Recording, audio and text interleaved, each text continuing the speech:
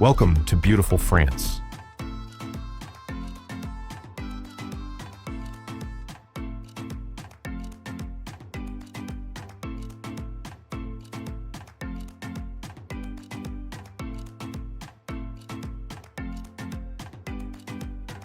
Exploring the top 25 destinations in France. What's up, guys? My name is Ryan, and I recently came back from traveling around France. I want to share with you my favorite places, so here is my top 25 of France.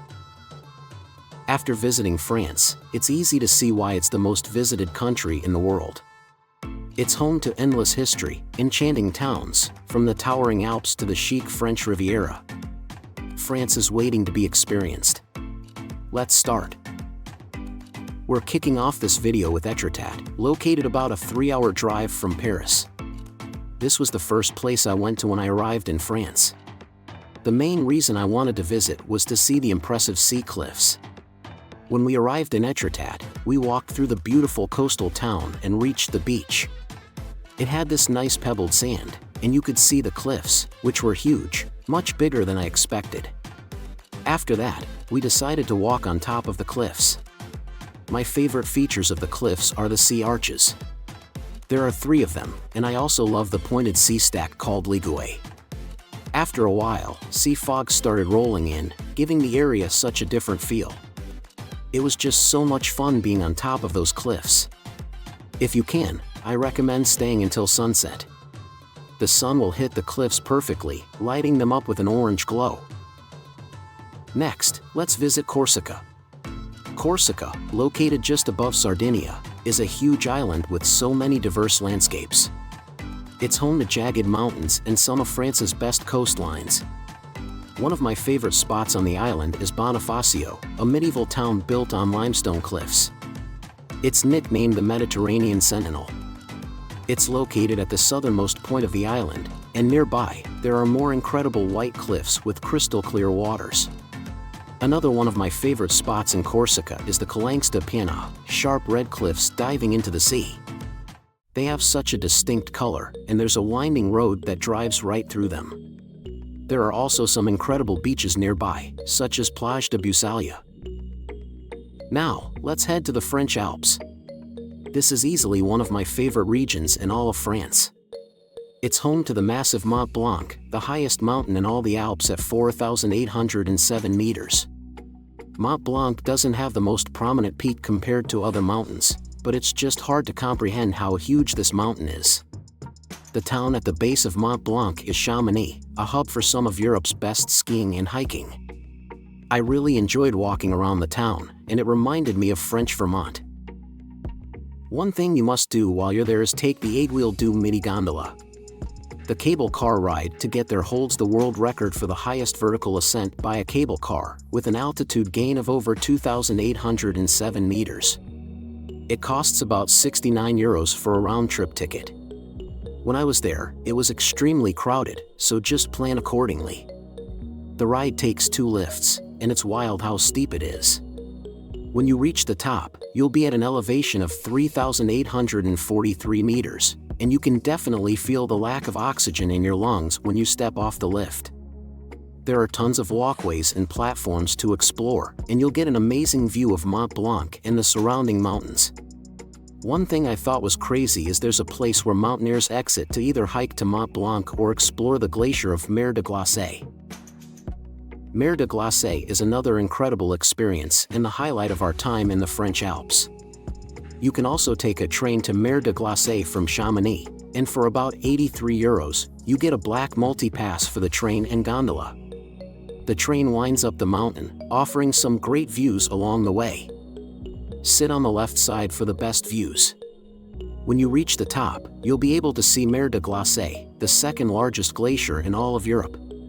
What's sad is that when you look at pictures from over 150 years ago, you see how much the glacier has shrunk. Nonetheless, the whole area is breathtaking, and the jagged mountains surrounding it are unlike anything I've seen before. There's also a restaurant and hotel at the top. Next, we're going to visit the nearby city of Annecy. Located at the foot of the Alps, about an hour's drive from Chamonix, this alpine town is famous for its canals, hence it's called the Venice of the Alps. The city is just absolutely magical, but what I love about the region is Lake-on-Sea. Surrounded by scenic mountains, it's known as one of the cleanest lakes in all of Europe.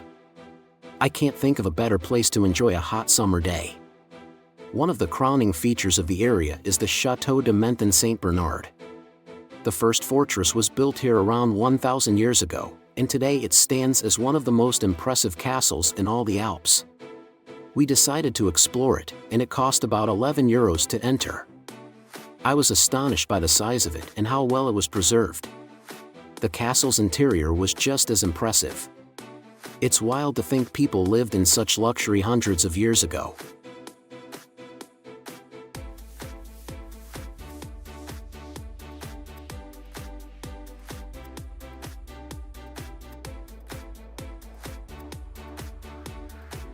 Exploring the best of southern France and beyond.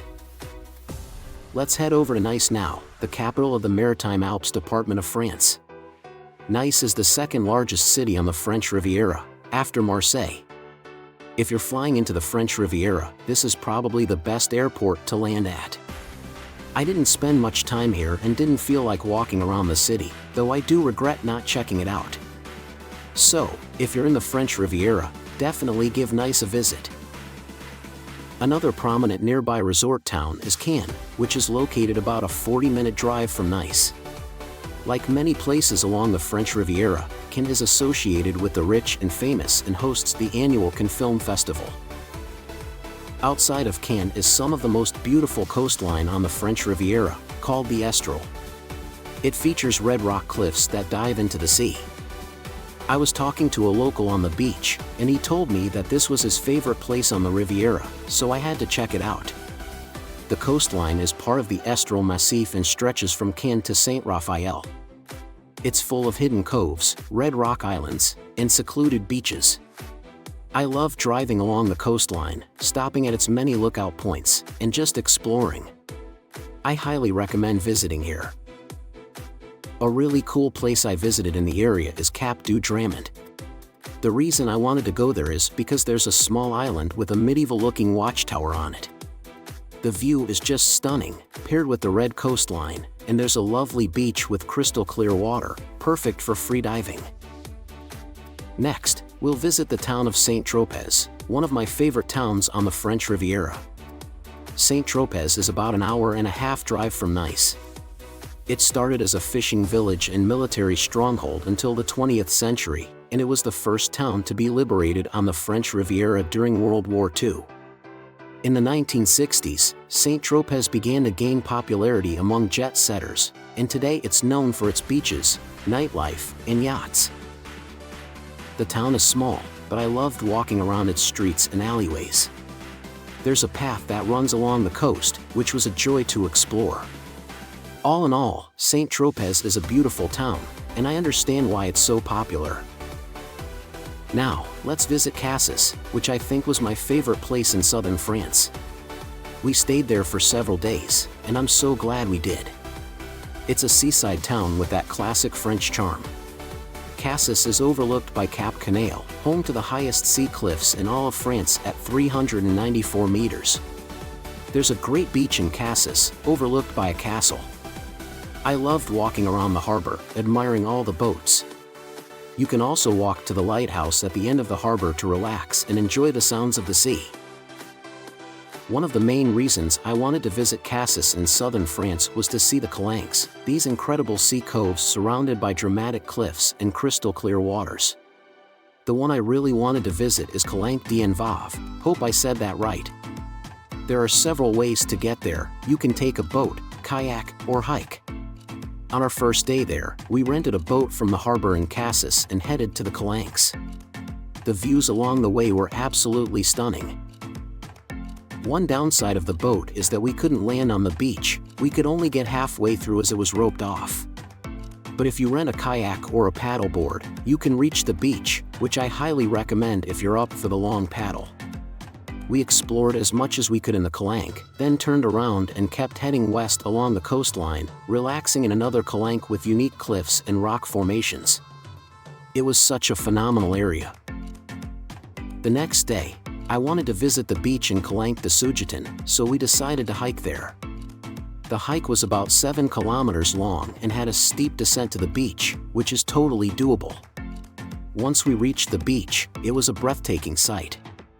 The steep white cliffs, the greenery of the pines, and the blue water made for a stunning view. The beach was a decent size, with lots of smooth pebbles. After a swim in the incredibly clear water, I found a rock about 7 meters high for cliff jumping. There's truly no better feeling than jumping into the Mediterranean. This was definitely one of my favorite places, and it was the perfect way to end our time on the Côte d'Azur. While we're still in southern France, let's visit the Verdun Gorge, located about 2 hours from Nice. The Verdun Gorge is one of the most impressive canyons in France. One of my favorite spots in the gorge is the view from Pont du Galetas, where you can see the dramatic cliffs and strikingly blue water. While you're there, you can rent a boat or paddleboard to explore the gorge, or you can drive along the top for some more incredible views. Now, let's head to the medieval fortress of Carcassonne. When I think of medieval Europe, I can't think of a place that embodies it better than this fortified city in southern France.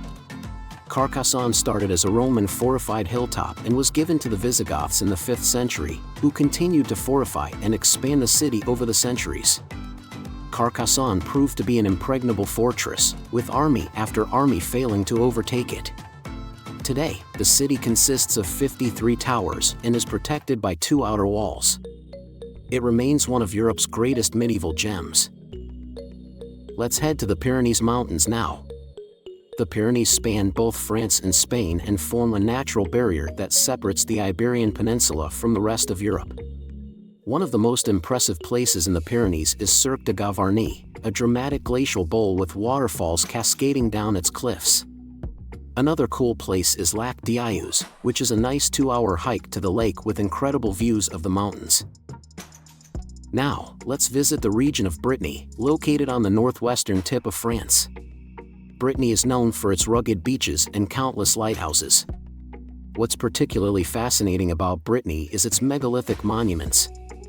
There are thousands of stones scattered throughout the region, ranging from ancient tombs to single standing stones arranged by Neolithic people over 7,000 years ago, which is pretty interesting if you ask me.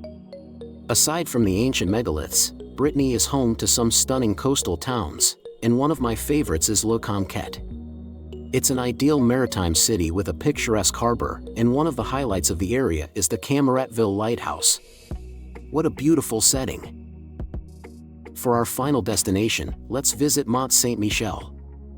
I have to say, this was probably my favorite place in France. It was truly magical. To get there, it's a 4-hour drive from Paris.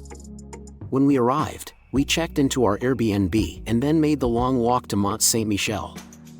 You can't drive directly to the island. Instead, you park in the lots outside and either take a shuttle or walk about 4 kilometers. I definitely recommend walking if you can because the experience of approaching the island is unforgettable. When you reach the island and walk through the gates, it feels like you're entering a scene from a Harry Potter movie. It was like walking down Diagon Alley. We had such a good time walking through the winding alleyways and marveling at all the details. The Abbey is the crowning feature of the island, with construction starting in the 10th century and continued throughout the ages. Due to its strategic location and the dangerous changing tides, the Abbey and the rest of the island have remained protected throughout history. At sunset, the tides began to come in, and I was amazed by how quickly the water levels rose. I now understand why it was so dangerous for medieval pilgrims to reach the island. On our way back, we met a herd of sheep in the fields. It was such a special experience and one of my favorite memories from my time in France. The next day, we woke up early to watch the sunrise at Mont Saint-Michel. On our way back, we ran into a herd of sheep storming through the streets, on their way to eat some morning grass. It was the perfect way to end our time at Mont Saint-Michel. That's it for my top 25 places in France. I've barely scratched the surface, so expect a part 2 coming soon. Let me know your favorite place in the comments below. I also started a Spanish channel if you prefer to watch my videos in Espanol. I did a video on France that you might enjoy. You can find me on Instagram and TikTok at shirley.films. It's Ryan, and we'll see you later.